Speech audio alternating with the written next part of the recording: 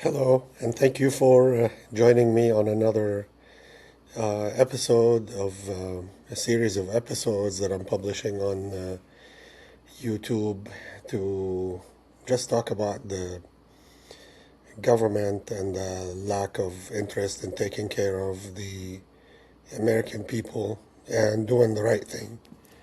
So I've used other examples. I know there are a lot of people that talk about the same topic about Congress and their loyalty to either foreign countries or special interests, which is true. And they always talk about the campaign funding and the voting and the big issues that confront the country and the lack of action. And what I'm trying to do with my episodes when I talk about the government is give you examples from the lowest level, how this behavior affects you as an individual. So I focus a lot about the military, the service members, and how they are affected by the lack of interest in taking care of the American people. The people that we vote for don't care for us. They care for special interest and foreign lobbyists and whatnot. You can go on YouTube and many people will show you evidence of that. But I want to talk about the lower level, how when they take money from special interest, how it impacts the average American, how it impacts the service members. And now I'm going to talk about small business and the Small Business Administration. As you know, small businesses in America are the backbone of the economy. They hire more people and they do a variety of work, and they are essential for this economy. That's why the Small Business Administration was founded. So I'm going to talk to you about what their mission statement is straight from online. I Googled what the SBA, Small Business Administration's mission statement, and this is what it says. The SBA mission is to aid, counsel, assist, and protect the interests of small business concerns, preserve free competitive enterprise, and strengthen the nation's economy. Right? All that sounds good. But is that what the Small Business Administration does in reality? No. So the Small Business Administration is just like any government administration or institution in this country. It also goes after special interest and money and glory and all these things. They want to justify their existence, but they don't want to do the right thing. They don't want to do the exact thing they were created to do. So I want to talk about federal contracts, and federal contracts basically have to be put out there for competitive bidding.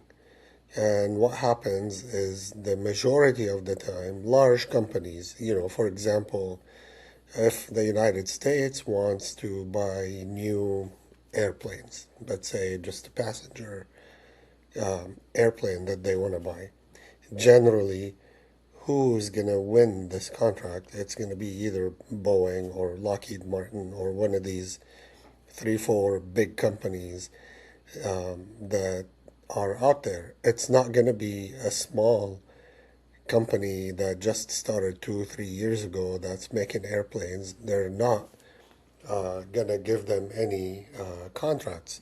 So that's why the Small Business Administration kind of was created to help these small businesses win some federal contracts and end the monopoly by huge companies.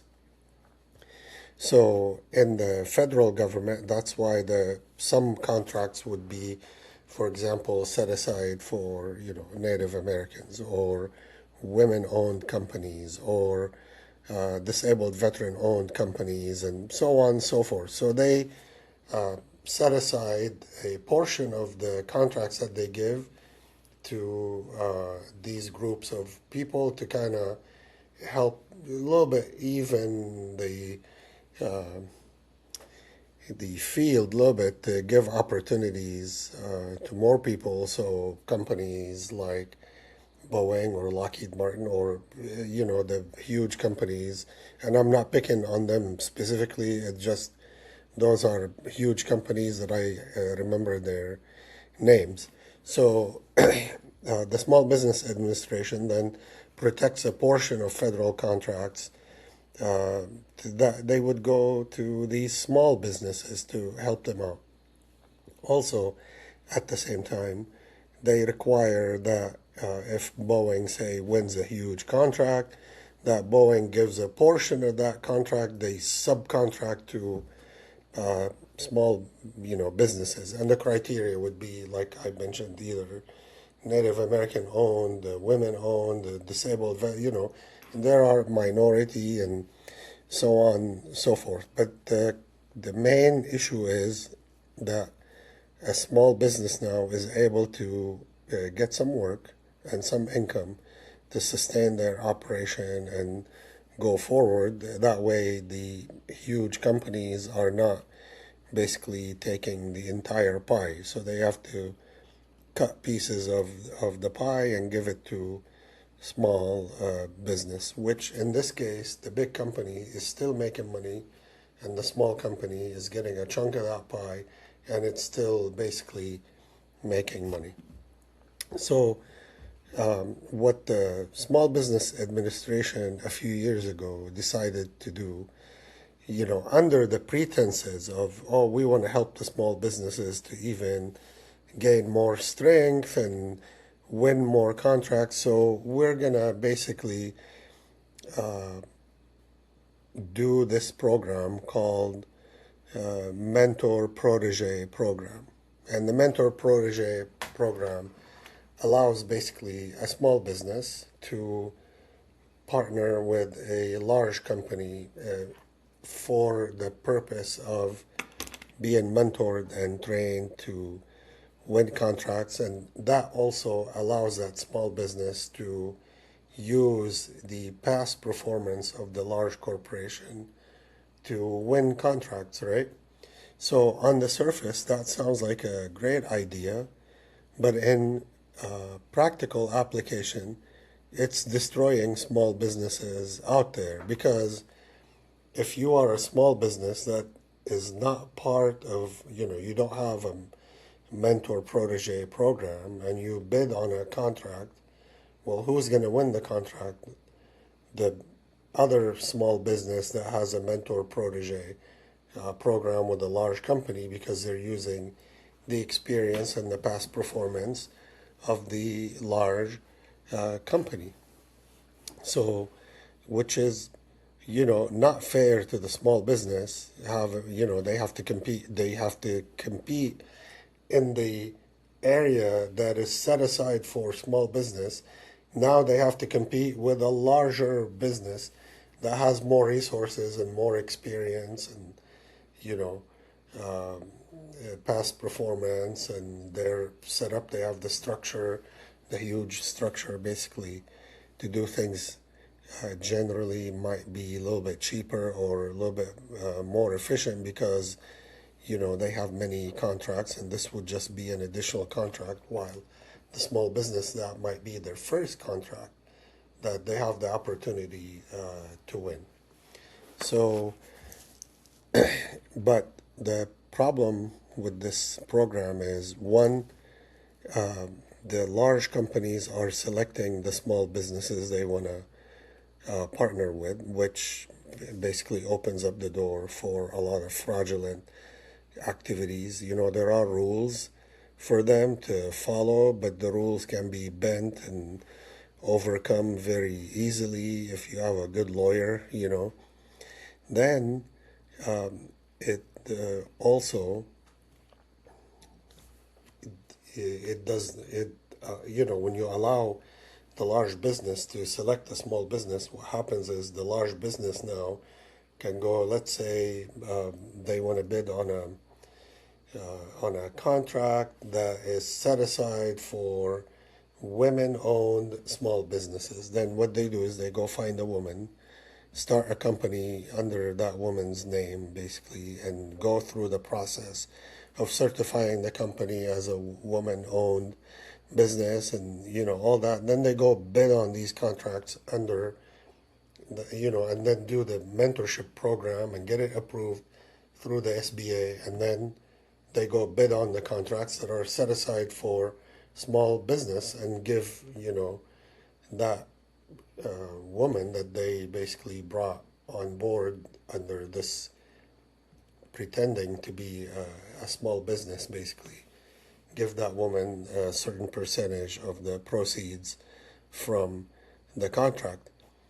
And why is it fraudulent in this way? Because if the SBA truly wants to help small businesses, it would be the SBA linking a large corporation with a small company, basically. Not the large company finding a small company and doing this outside of the supervision of the SBA. So the way they should have done it is, you're an existing small business. You can let the SBA know, I'm interested in this program. There is a large business that also can let the SBA know they are interested in this mentorship program. And then the SBA can select who is being mentored by who. Okay? So that's really important to avoid all these bogus transactions that happen there. In the end, all they do is they just gave access to the large companies. They gave them access to the small business pool of contracts. So that's my biggest issue with the SBA and allowing this to happen. So that's number one. Number two is the program runs for 3 years that can be renewed for or extended for another 3 years. You don't need 3 years or 6 years to mentor a company. They should limit the number of contracts they can do together. 1 to 2 contracts.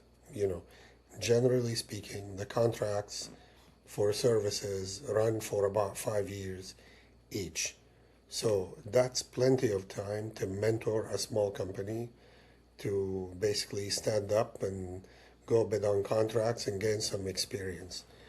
But when you allow them a 3-year period with unlimited bidding, they can win as many contracts as they want, then that's where the corruption is. And that's where the malpractice is on the side of the SBA. That is a terrible program right now unless they correct it and make it fair and right for the small business. I wouldn't be picking on the SBA, but that's what their mission statement says. They are to protect the small business and help the small business. Then do just that. Do what your charter says and live up to the expectations of the small business. Now you look like a corrupted organization, like you're taking bribes from large companies to basically create a program like that. I'm not saying that they are. I'm saying it gives the appearance and the perception that that's what they're doing. The officials at the SBA, it gives the appearance that they're personally benefiting from this program, and that's why they allowed it. So that issue happens with VA contracts. Okay, so the VA issues contracts that are set aside for disabled, veteran-owned, service-connected, disabled, veteran-owned companies. And those contracts are non-emergency medical transportation. In some cases, they are emergency also.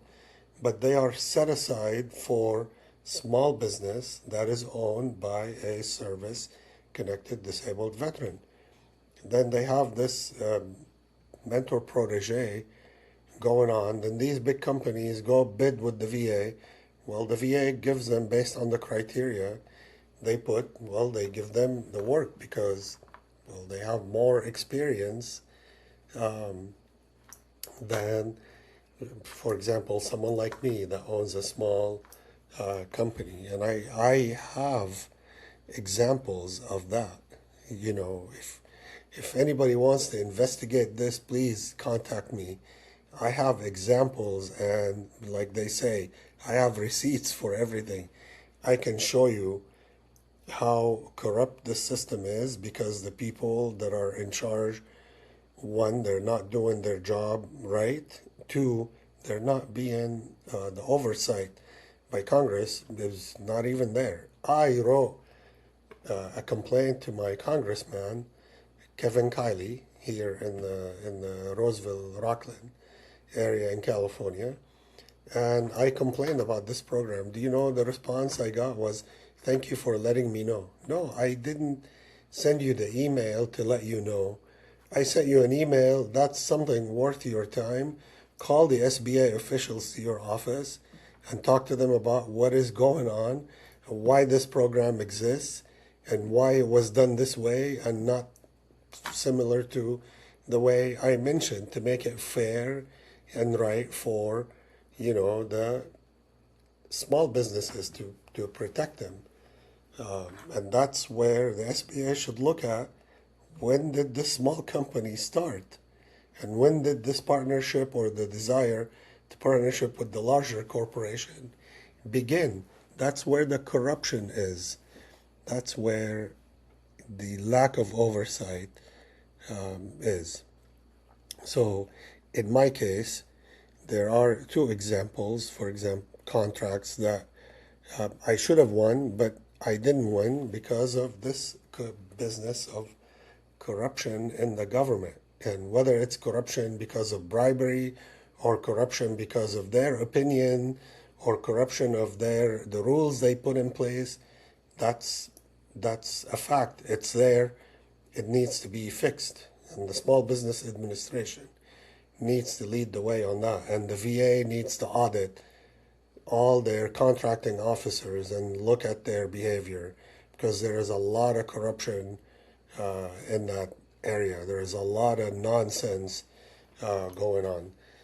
A few years ago, I put in a bid for the in Connecticut for one of the VA hospitals in Connecticut, and even though my bid was cheaper, okay, I didn't win the bid. I didn't win the bid because they said I didn't have enough experience or past performance. So they justified paying roughly $5 extra million to this other company over a period of 5 years. That's $1 extra million every year to pay to this company that is local to Connecticut, by the way, over giving me the contract that would have saved the taxpayers money.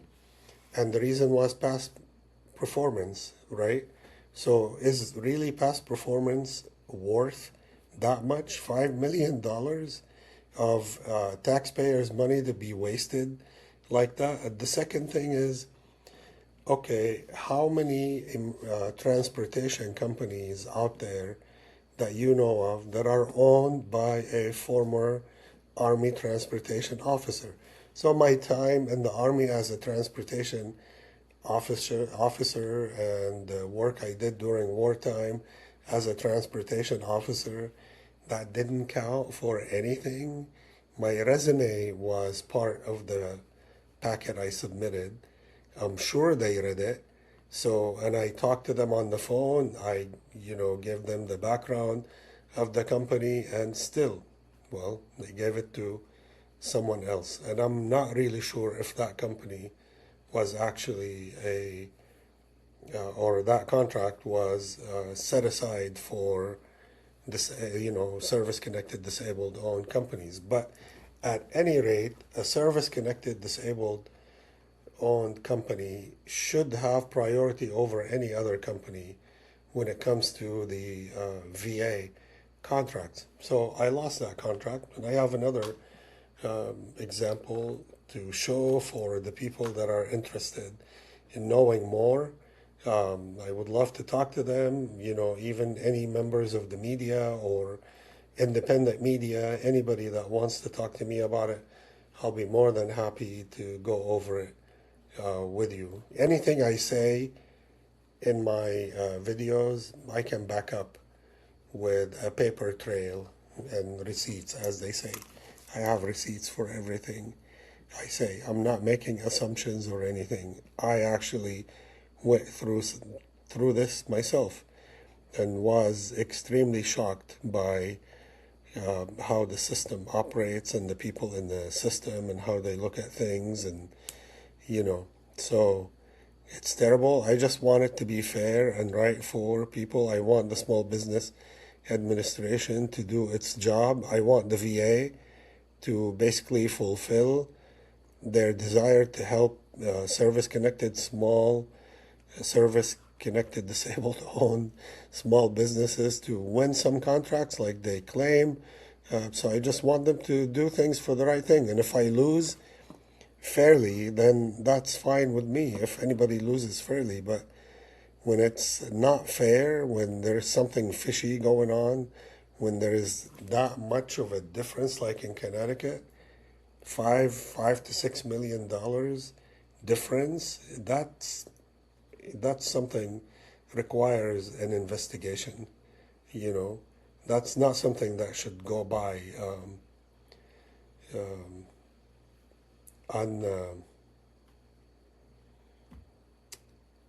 what's the word? It shouldn't go by without people noticing and saying, "Hey, what happened here and why?" Why wasn't it questioned by anybody? And what lawyer for the VA approved this, and what administrator at the VA approved this contract? So that's all I'm trying to say. I really hope you're enjoying these videos and you're benefiting from them, and help me out and subscribe and like, and please comment if you like what I'm saying. Let me know if you don't like what I'm saying. Also, let me know. Thank you so much. Have a wonderful day.